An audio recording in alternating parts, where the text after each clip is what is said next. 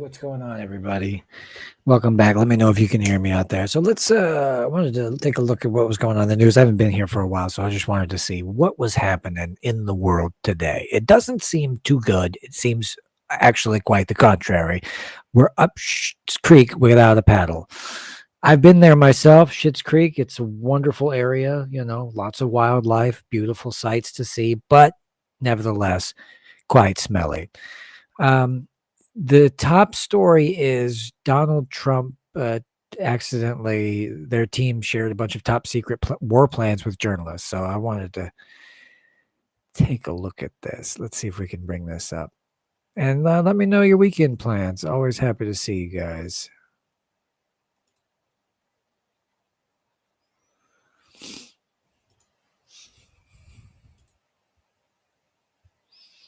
All right. Let me know if you can hear that. Now, the White House has confirmed it inadvertently added a U.S. journalist to a private group chat discussing classified plans to bomb Yemen. Now, it's an extraordinary breach of security with America's entire national security team in the group, including the vice president.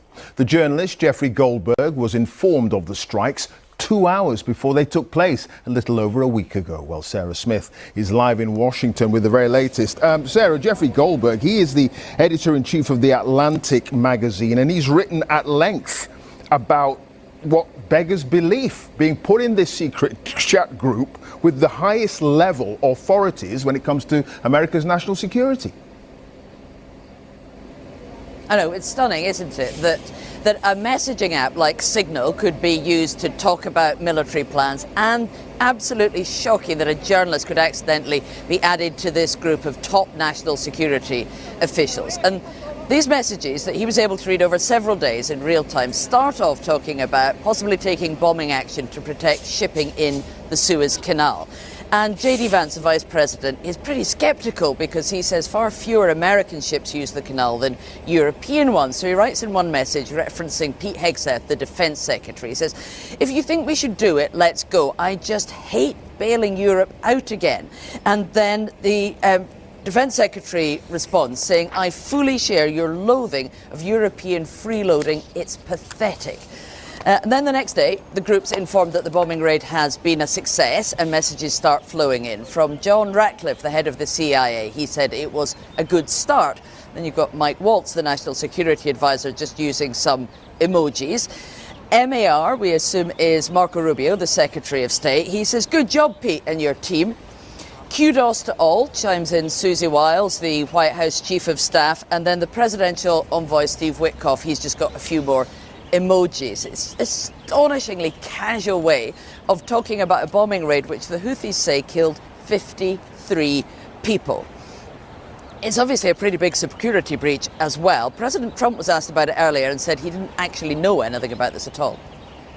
Having to do with what? What were they talking about? With the Houthis. The Houthis? You mean the attack on the Houthis? Right.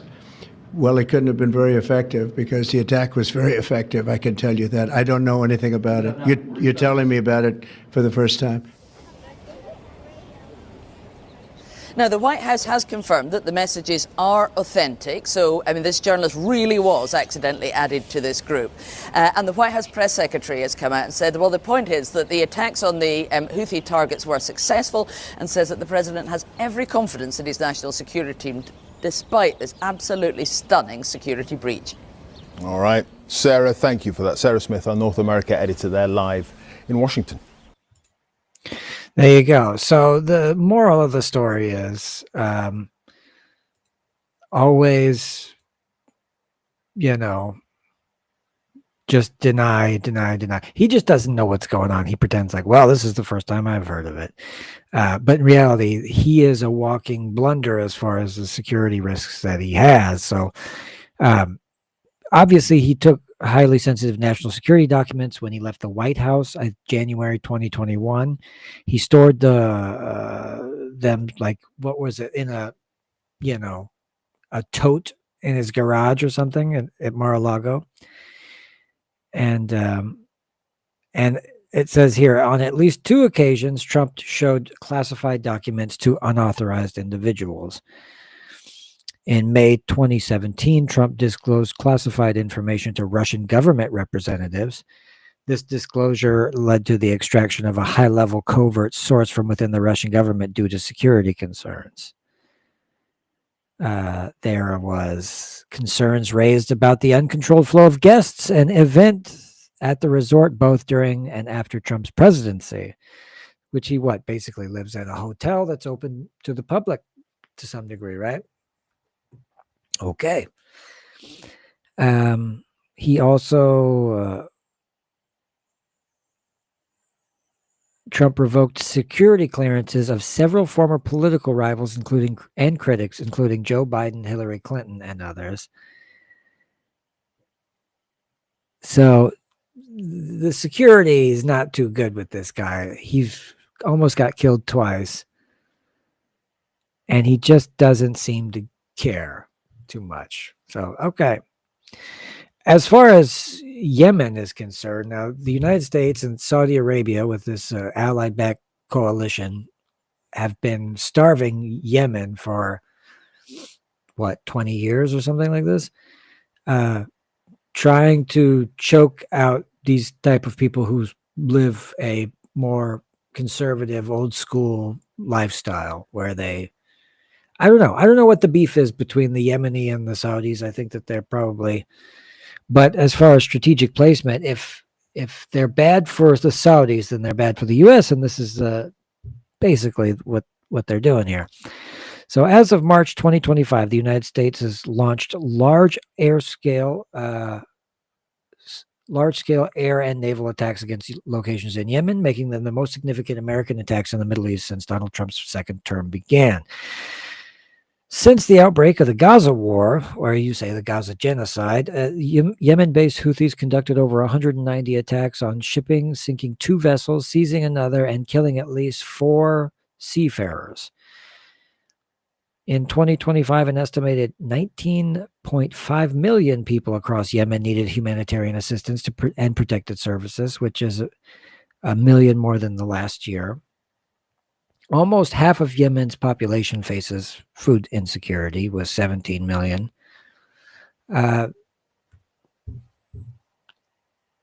They're starving out this country and have been for as long as.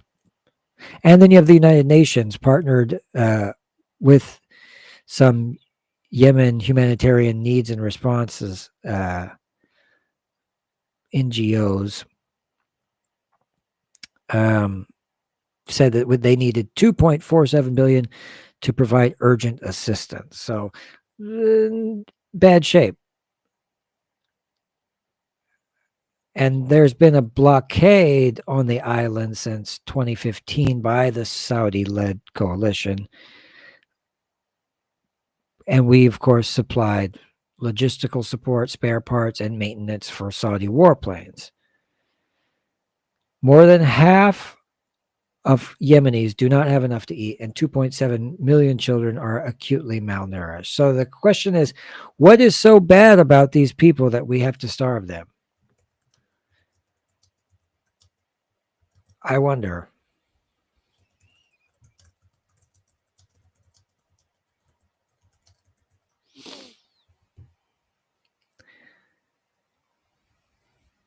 Right?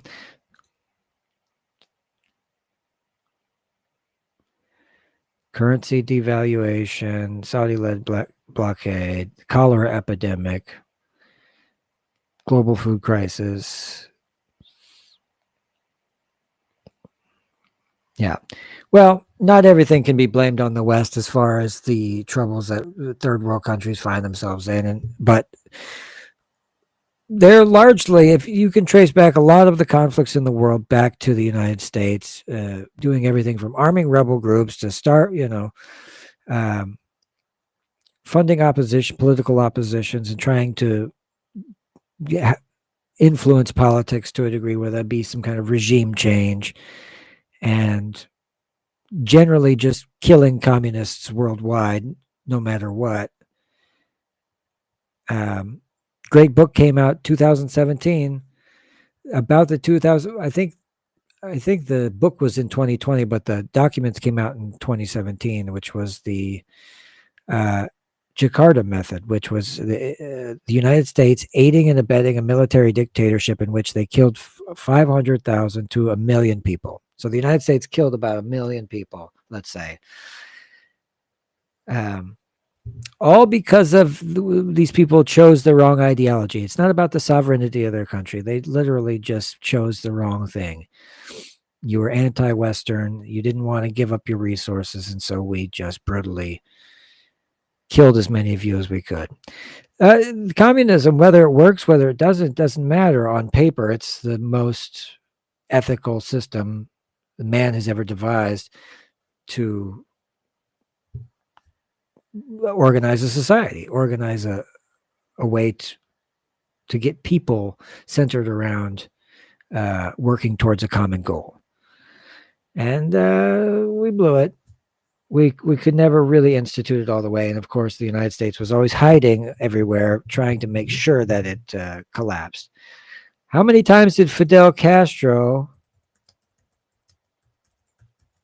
was he assassinated by the U.S.? How many attempted assassinations on his life? Do we know? I think it was either 600 or 900.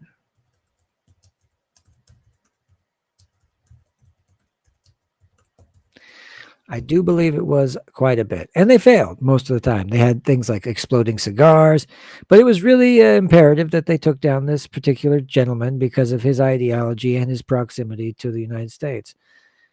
And because of our hostility towards communism, we're relegated to a very regressive way of thinking. Paranoid, looking over our shoulder and fucking over the other guy before he fucks us. And that's been our foreign policy ever since. So, Fabian Escalante, Castro's former head of Cuban intelligence, claims that there were over 600 assassination attempts through Castro's life, including some during the Clinton administration. There you go. So 630. That's a tall number. And they couldn't get it done. And this is the scheming that is always happening under the United States. I can't blame everything on the West, but there's the culture rot in this day and age is just too much to bear, and the social fabric is becoming unweaved, and there's absolutely no way to thwart what's about to happen, which is sad times, hard times. You know, Spain lived for decades with a dictator. Chile as well. I mean, it wasn't pretty, and a lot of people died, and they didn't even come out on top as far as economically. It's not like that brand of fascism yielded any results. In fact, most of that was on behalf of the U.S., so that we had friendly relations with the U.S. and that we would take ever increasingly predatory loans for, countries that hurt the sovereignty of the country, like the stipulations in the IMF loans that the International Monetary Fund is issuing countries like Chile and Spain and Ukraine are so horrible that if you can't pay, they basically can open the floodgates to American corporations to come in and loot your entire country and pick the bones clean while cutting all social spending for poor people, telling you to deregulate, telling you to devalue your currency, stuff like this. They come in and they affect your sovereignty. And that's just fucked up. No, we can do better than that in this day and age. Or can we? Well, the truth is China's already doing it. China's offering loans without these stringent conditions that make it so that they can do these things. And they don't give, China doesn't give money willy-nilly. They give out money to countries that need infrastructure projects that are specific, and they say they itemize the money better rather than giving these lump sum payments to questionable politicians and then sinking the people of a country into debt. And it only takes one really crooked president to come in, or prime minister, or a presidente, or whoever it is. They take one loan. You could be trapped in a debt loan cycle for decades, and most of these countries are. And most of the countries that have taken IMF loans and found themselves in these sort of debt cycles have never gotten any better. Nothing good has really come out of it. Very little. And the same with these organizations like the USAID, really just a front for the CIA, but building some, dams and stuff like this. Really not an impressive thing. So what are we doing here? I'm just getting warmed up. Get my water. Should we watch this about the protests? I can't wait to see what the who's behind the protests, because if you're not paying attention, opposition leaders, when you hear about political opposition leaders being arrested or jailed, they might frame it as some kind of democracy-loving, freedom-fighting, superhuman being or something, but it's not really always the case, especially depending on who's doing the news report. Western bias of certain characters and certain themes has been around for a long time, but now we're starting to see through the curtain that there's other narratives besides the one that they're giving us. So I'm excited to see who this opposition guy is. So let's take a look here.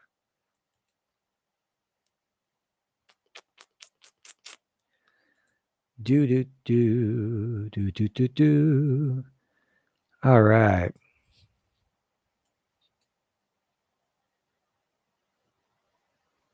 Tick, tick.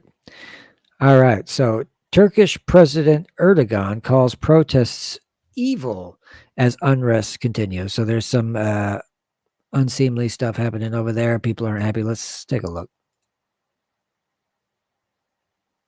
Years, revealing the disquiet of many with a leader who's been at the head of government for more than 2 decades.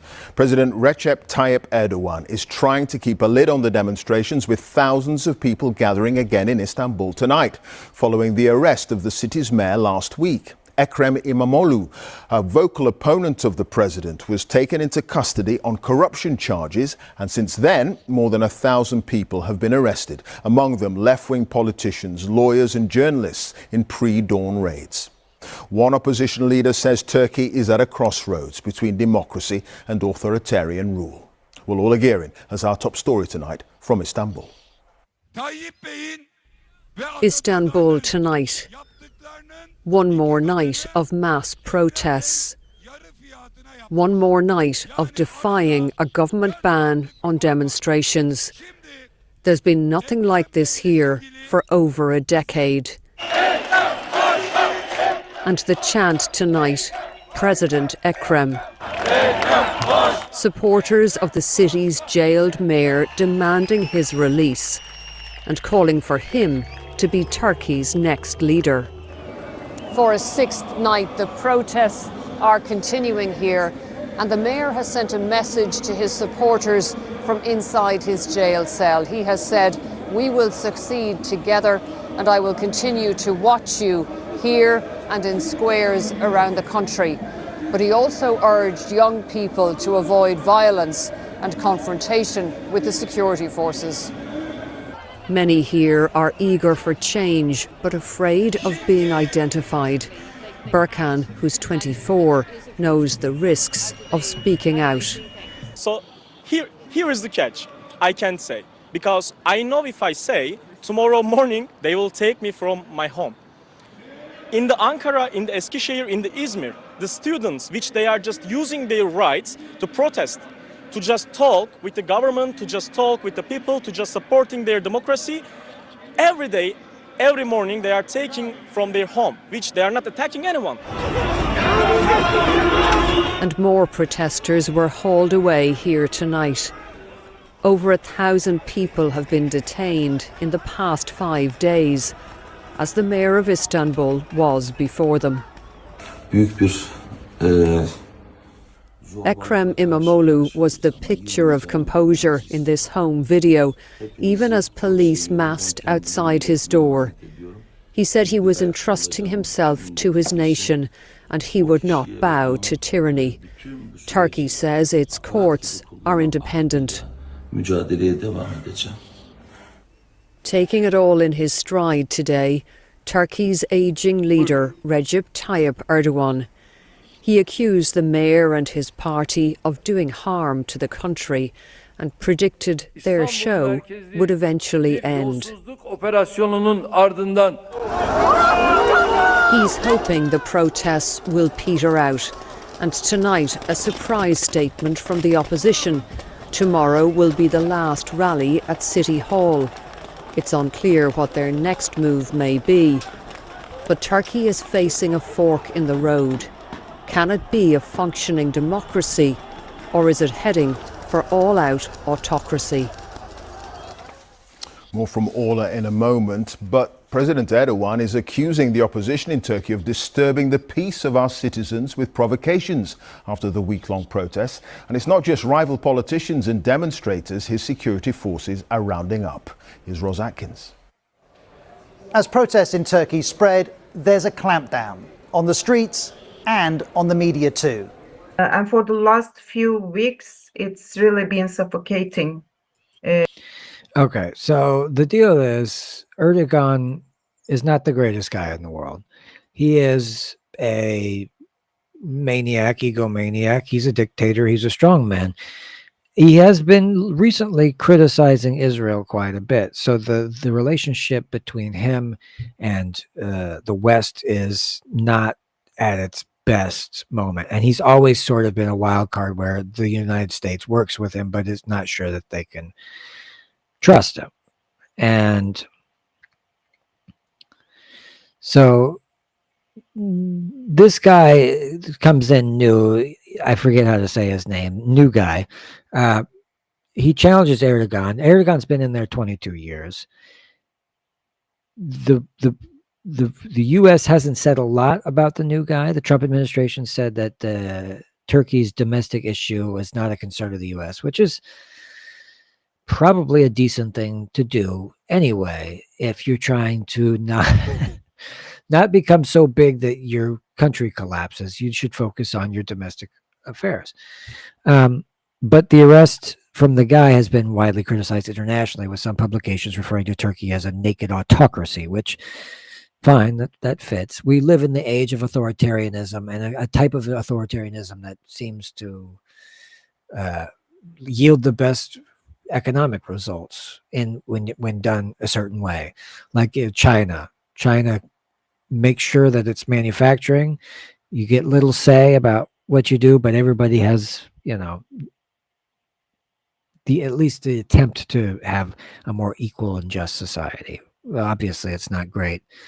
They could just drive to your house and execute you for smoking a joint. That's not really great either. Not very progressive there, China. The current geopolitical context, including the U.S. approach under Donald Trump, has made Western powers a little hesitant to confront Erdogan aggressively.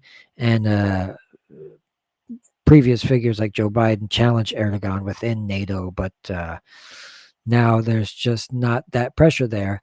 And for good or for worse, Trump is some kind of nationalist when he keeps saying America first, that if he pulls out of enough wars, maybe they'll save enough money to fix America or something. But they'll keep killing children in Israel, that's for sure.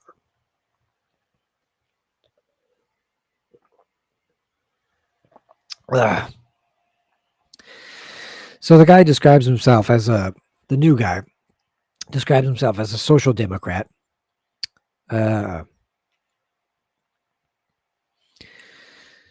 He is known for his inclusive style of politics that does not discriminate or offend, appealing to different groups, all social groups. Very nice, always a plus. He has expressed strong pro-European views. So the new guy, he's the European Union is part of Turkey. Turkey is also part of the European Union. So pro-Western, I suppose. This is why this is a win anyway, I guess. But we'll see if the United States is still interested in imperialism after a while. The new guy also criticized the long duration of Turkey's EU accession process. That has taken too long. So I think they were supposed to join, and they've just been in limbo for a long time. And of course, the freedom of speech and expression that you get under, an ideal society, right? You'd get the freedom of expression, but then that somehow always leads to the ability for other people to overthrow the government, or it always has to come with some stringent limitations, because you can't have people just saying anything. That was always the crux of it.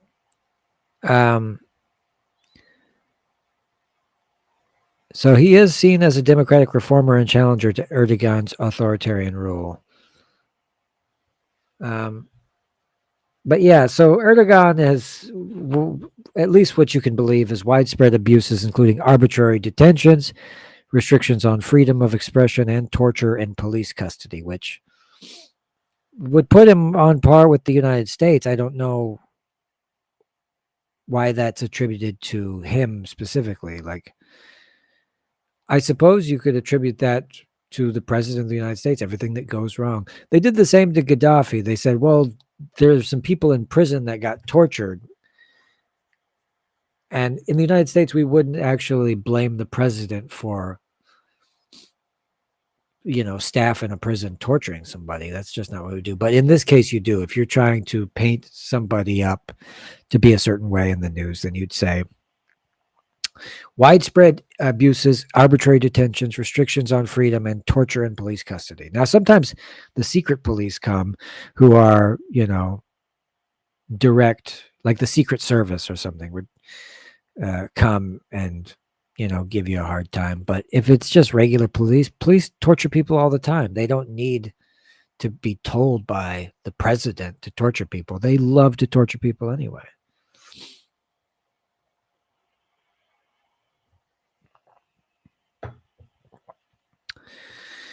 Erdogan controls about 90% of conventional media and has increased digital authoritarianism. Well, that's going to be a theme that comes up again and again in the society we live in. So get ready for that.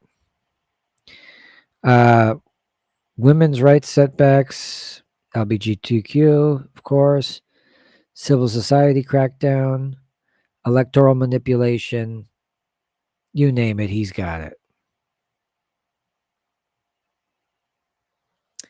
So there you go. Well, I guess I'll have to cut this short, and we'll have to do this again soon. All right.